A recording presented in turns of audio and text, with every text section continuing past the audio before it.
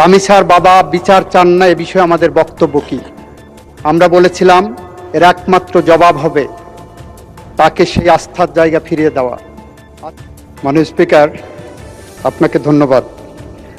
মাননীয় স্পিকার, আপনার মাধ্যমে বাংলাদেশের সম্প্রতি ঘটে যাওয়া একটি অত্যন্ত হৃদয় বিদারক ঘটনার বিচার সম্পর্কে আপনার মাধ্যমে এই জাতীয় সংসদকে, এই মহান সংসদকে এবং গোটা জাতিকে আমরা অবহিত করতে চাই। মাননীয় স্পিকার, গত 19শে মে ঢাকা শহরের পল্লবী এলাকায় একটি অত্যন্ত নৃশংস ঘটনা ঘটেছিল, আপনারা সবাই দেখেছেন। সে নৃশংস ঘটনায় 8 বছরের শিশু রামিসা ধর্ষণ এবং হত্যাকাণ্ডের শিকার হয়। এই ঘটনার 7 ঘন্টার মধ্যে আমাদের পুলিশ বাহিনী 2 জন মূল আসামিকে গ্রেপ্তার করতে সক্ষম হয়। সরকারের পক্ষ থেকে তাৎক্ষণিক পদক্ষেপ নেওয়া হয়। মাননীয় প্রধানমন্ত্রী নিজে, মাননীয় স্বরাষ্ট্রমন্ত্রী সহ, এবং সেখানে সেই টিমে আমিও ছিলাম, আমরা ভিকটিমের পরিবারের সাথে দেখা করি। ওই দিন ভিকটিমের বাবার একটি আহাজারি ছিল যে উনি বিচার চান না, কারণ এদেশে এই ধরনের ঘটনার বিচার হবে না। আমরা আশ্বস্ত করেছিলাম, মাননীয় প্রধানমন্ত্রী আশ্বস্ত করেছিলেন এই ঘটনার আমরা বিচার করতে বদ্ধপরিকর। মাননীয় স্পিকার, আপনার মাধ্যমে এই মহান সংসদকে জানাতে চাই, আমাদের পুলিশ বাহিনী 5 দিনের মাথায় সুষ্ঠু তদন্ত করে এই ঘটনার পুলিশ প্রতিবেদন দাখিল করেছিলেন 24 তারিখ ঈদের আগে দুপুর 12টার সময়।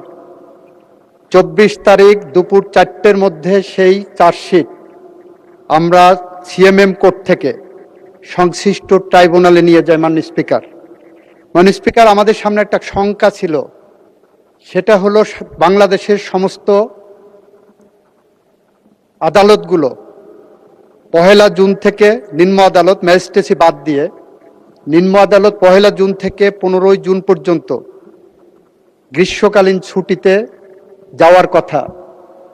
আমাদের মাননীয় প্রধান বিচারপতিকে আমরা অনুরোধ করার পরে বাংলাদেশের সকল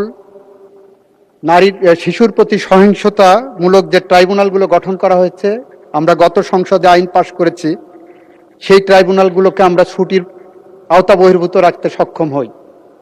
24 তারিখে চার্জশিট পাওয়ার পরপরই আমরা যখন দেখেছি যে আসামি পক্ষ কোনো আইনজীবী দেয়নি, তাদের বিচার প্রক্রিয়াকে প্রশ্নবিদ্ধ করার অন্যতম একটা প্রক্রিয়া ছিল, আমরা আইনের বিধান মেনে রাষ্ট্রপক্ষ থেকে 24 তারিখেই আমরা আসামিকে একটি স্টেট ডিফেন্স লয়ার দিতে সক্ষম হই। মাননীয় স্পিকার, 24 তারিখে ট্রাইব্যুনাল বসে 1 জুন, যেদিন প্রথম কোর্ট আদালত খুললেন রোজার ছুটির, ঈদের ছুটির পরে, 1 জুন চার্জ ফ্রেমিংয়ের জন্য রাখে। 1 জুন যথারীতি এই মামলার অভিযোগ গঠন করা হয়। 2 জুনে এই মামলার 16 জন সাক্ষীর সাক্ষ্য সমাপ্ত করা হয়, গ্রহণ করা হয়। 3 জুনে এই মামলায় আসামি পক্ষ কোনো সাক্ষী দিতে চান কিনা সেই ধরনের একটি দিন ধার্য রাখা হয়। 4 জুনে যুক্তিতর্কের জন্য উপস্থাপন দিন ধার্য করা হয়। 5 and 6 জুন শুক্র শনি থাকাতে 7 জুন আজকে ছিল, আজকে রায়ের জন্য দিন ধার্য ছিল এবং রায় যথারীতি ঘোষিত হয়েছে। আমরা রাষ্ট্রপক্ষ থেকে, প্রসিকিউশনের পক্ষ থেকে সমস্ত সাক্ষ্য সুবাদ উপস্থাপন পূর্বক যে রায় প্রত্যাশা করেছিলাম, যে রায় প্রস্তাব করেছিলাম, যে রায় আদালতের কাছে প্রার্থনা করেছিলাম, আদালত সমস্ত সাক্ষ্য প্রমাণ আলোচনা করে 41 ঘন্টা পর্যন্ত, 41 মিনিট শুধুমাত্র তার পর্যালোচনা এবং আদেশের পাঠটা ঘোষণা করেছেন। এবং আমরা আনন্দের সাথে জানাচ্ছি যে আমরা রামিসা হত্যাকাণ্ডের সাথে জড়িত 2 জন আসামি মূল আসামি সোহেল এবং তার সহযোগী তার স্ত্রী তাকে আদালতের মাধ্যমে মৃত্যুদণ্ডের রায় পেয়েছি। মাননীয় স্পিকার, মাও সেতুং এর একটি ঐতিহাসিক উক্তি আছে, কোনো কোনো মৃত্যু থাই পাহাড়ের মতো ভারী, কোনো কোনো মৃত্যু পাখির পালকের মতো হালকা। মাননীয় স্পিকার, রামিসা হত্যাকাণ্ড আমাদের জীবনে থাই পাহাড়ের মতো ভারী হয়ে আছে।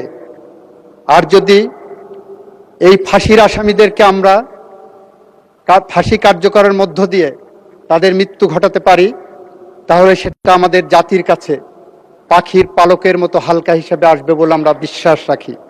মাননীয় স্পিকার, এটুকু ছিল আমাদের পক্ষ থেকে এই মহান জাতীয় সংসদ এবং জাতির কাছে আমাদের দেওয়া প্রতিশ্রুতি। সেদিন আমরা বলেছিলাম, আমাদেরকে যখন সাংবাদিকরা প্রশ্ন করেছিলেন রামিসার বাবা বিচার চান না, এ বিষয়ে আমাদের বক্তব্য কি, আমরা বলেছিলাম এর একমাত্র জবাব হবে তাকে সেই আস্থার জায়গা ফিরিয়ে দেওয়া। আজকে রামিসার বাবা বলেছেন এই বিচারে উনি সন্তুষ্ট, আমরা তার আস্থার জায়গা ফিরিয়ে দিতে পেরেছি। মাননীয় স্পিকার, আপনাকে রামিসা সহ সম্প্রতি যে সমস্ত ঘটনা ঘটেছে, আমাদের সরকারের পক্ষ থেকে বিশেষ তদারকি